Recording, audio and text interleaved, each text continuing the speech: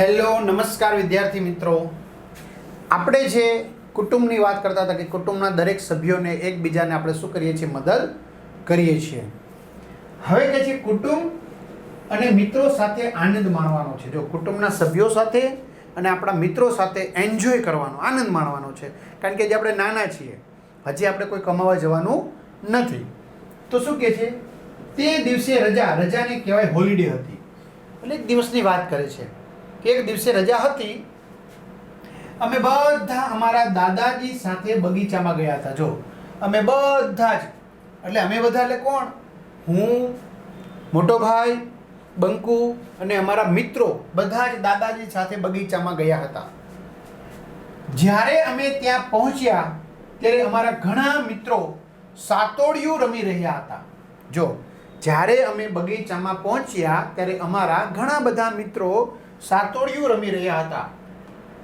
હવે સાતોડિયું તો મેં તમને કીધું, જો પથ્થર છે એકબીજા ઉપર ગોઠવા હોય, પછી જોરથી દડો મારીને અને પાડી દેવાના, બરાબર? એટલે બે ટીમ હોય, એક પાડનાર ટીમ હોય, એ પાડીને દૂર દૂર ભાગવા મળે અને બીજી ટીમ શું કરે, એને દડો મારે, બરાબર?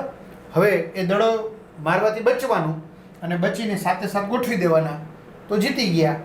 અને જો ઓલા લોકો સામેની ટીમવાળાને દડો અડાડી દે, મારી દે, તો એ આખી ટીમ આઉટ,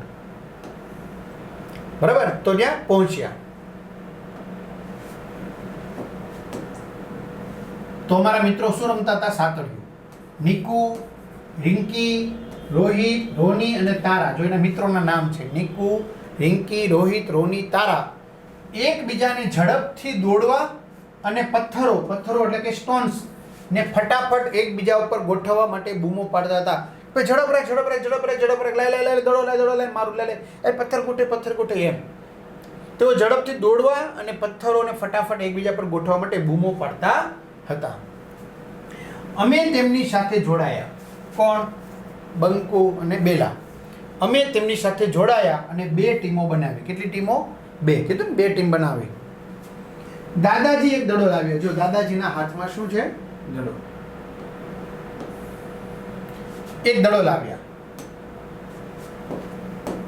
તેમણે પથ્થરો ઉપર દડો ફેંક્યો અને તેમને વેર વિખેર કરી દીધા. પથ્થર છે એના પર આમ નિશાન લઈને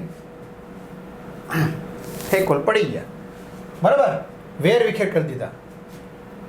અમે શક્ય તેટલી ઝડપથી પથ્થરોને ઉપરા ઉપરી આમ ગોઠવવા માટે દોડ્યા, બરાબર? ઝડપથી.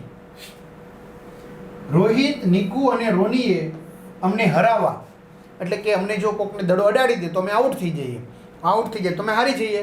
તો રોહિત, નિકુ અને રોની કે જે સામેની ટીમમાં હતા, તો અમને હરાવવા, આઉટ કરવા માટે દડાથી મારવાનો પ્રયાસ કર્યો, પણ અમે આઉટ થયા નહીં. અમને બહુ મજા આવી ગઈ, બહુ મજા પડી ગઈ. થોડાક સમય પછી અમને થાક લાગવા માંડ્યો. કેમ? કારણ કે સતત રમતા હતા એટલે શું થાય, દોડા દોડી એટલે થાકી ગયા, પરસેવો વળી ગયો. એટલે દાદાજીએ થોડીક વાર આરામ કરવાનું કહ્યું. એટલે કે થોડીક વાર તમે રેસ્ટ કરી લો, થોડીક વાર આરામ કરી લો, રેસ્ટ કરવાનું કહ્યું, થોડીક વાર આરામ કરી લ્યો. કે થાકી ગયા, હવે આપણે બહુ દોડી કરી, હા થાકી ગયા, ઘડીક વાર આરામ કરી લઈએ એમ, એટલે આરામ કરવાનું કીધું. લગભગ 20 મિનિટ પછી તેઓ અમારા માટે આઈસ્ક્રીમ ખરીદી લાવ્યા. જો તરત વિદ્યાર્થી મિત્રો આપણે દોડીને આવીને તરત પાણી પીએ છીએ, તરત પાણી પીવું ન જોઈએ. થોડીક વાર પહેલાં આરામ કરવો જોઈએ. આપણા જે શ્વાસોશ્વાસની ક્રિયા છે ને સામાન્ય થઈ જવી પડે. 5-10 મિનિટ પછી પાણી આપણે પીવું જોઈએ, તરત નહીં. લગભગ 20 મિનિટ પછી તેઓ અમારા માટે આઈસ્ક્રીમ ખરીદી લાવ્યા. મોઢામાં પાણી આવી ગયું ને. થોડાક સમયમાં જ અંધારું થવા લાગ્યું, એટલે કે સાંજનો સમય થવા લાગ્યો અને અમે ઘરે ગયા.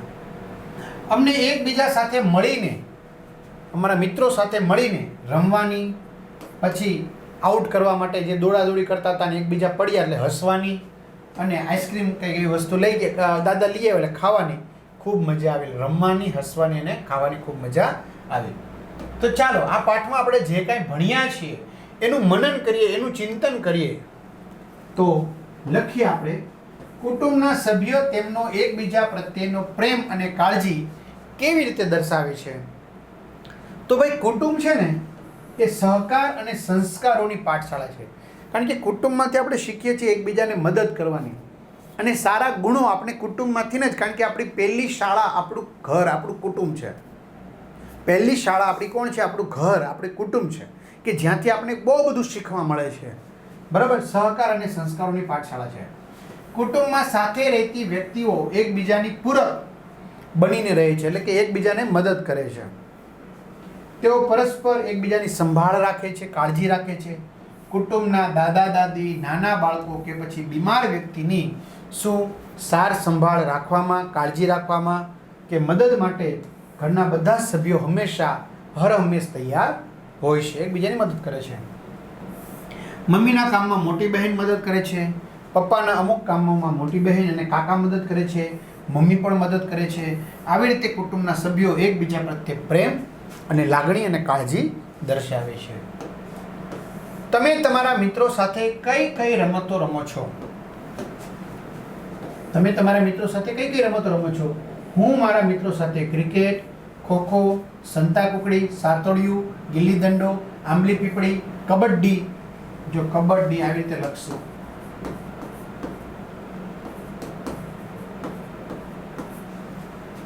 લંગડી, આંધળો પાટો, પકડદાવ, સાપસીડી, અમદાવાદ એટલે કે ચેસ્ટો વગેરે રમતો રમીશું. ચિત્ર દોરો. તમે તમારા કુટુંબ સાથે મળીને જે આનંદ માણો છો તે ખુશીની કેટલીક ક્ષણો દોરો. જેમ કે આપણે તહેવાર હોય ત્યારે આનંદ માણતા હોય, પછી દાદાજી 60 વર્ષના થયા હોય, દાદાજીનો આપણે બર્થડે ઉજવવો હોય, સેલિબ્રેશન, બરાબર, તો એ બી કરતા હોઈએ. એટલે આવી રીતે ચાલો ચર્ચા કરો. તમારા કુટુંબના વડીલો પાસેથી તમે શું શીખો છો? તો હું મારા કુટુંબના વડીલો પાસેથી સમૂહ ભાવના, સાથે રહેવાની ભાવના, સહકાર, એકબીજાને મદદ કરવાની ભાવના, તેમજ વડીલોને માન સન્માન એટલે કે આદર આપવાની ભાવના હું શું કરું છું? શીખું છું. હું મારા પપ્પા પાસેથી કામ કરવાની નિષ્ઠા, પ્રમાણિકતા, સાચું બોલવાની ટેવ અને નિયમિતતા શીખું છું. મારા મમ્મી પાસેથી સ્વચ્છતા રાખવાનું શીખું છું. મારા દાદા દાદી પાસેથી પ્રાર્થના કરતા શીખું છું. આગળ આપણે બીજા ઘણા લોકોની કાળજી લઈએ છીએ કે જેઓ આપણા કુટુંબના સભ્યો નથી. તો એવો કોણ છે? આપણે તેમની કાળજી કેવી રીતે રાખીએ છીએ? તો કે છે અમે બીજા ઘણા લોકોની કાળજી રાખીએ છીએ જેઓ અમારા કુટુંબના સભ્યો નથી. તેમાંના એક છે મણિબા અને બીજા છે બાબુ કાકા. આ મણિબા છે ને એ અમારી સોસાયટીમાં જ રહે છે.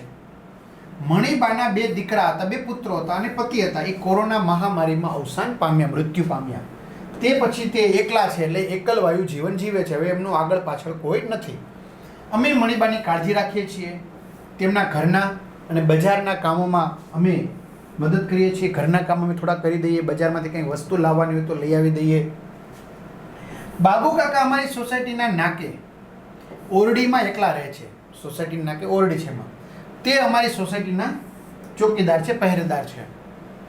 તેઓને જમવા માટે સોસાયટીના દરેક ઘરેથી વારા પ્રમાણે ટિફિનની વ્યવસ્થા કરેલી છે. આવી રીતે ચાલો શોધો અને વર્તુળ દોરો. નીચેના કોષ્ટકમાં ઉદાહરણ મુજબ રમતોને લગતા કોઈ પણ 5 શબ્દો શોધો અને એની ફરતે રાઉન્ડ કરો. એક ઉદાહરણ તમારા માટે કરવામાં આવ્યું છે. જો રમતોને લગતા રમકડા, તો આ શું આવ્યું? બેટ, પછી ભમરડો, પછી આ દડો, પછી આ ચેસ, પછી લૂડો, પછી આ સાપ સીડી. બરાબર. હવે તમને કંઈ બીજું દેખાતું હોય તો તમે લખી શકો છો. રેડી? તો સાથે પાઠ પૂર્ણ થાય છે. વિદ્યાર્થી મિત્રો, તમારા આ સરસ મજાના વિડીયો ગમતા હોય તો તમારા બીજા મિત્રોને પણ કહેજો કે ભાઈ પ્લાન લઈ લે, તને ખૂબ જ ફાયદો થશે. તો અહીંયા સુધી રાખીએ. અસ્તુ. જય હિન્દ, જય ભારત.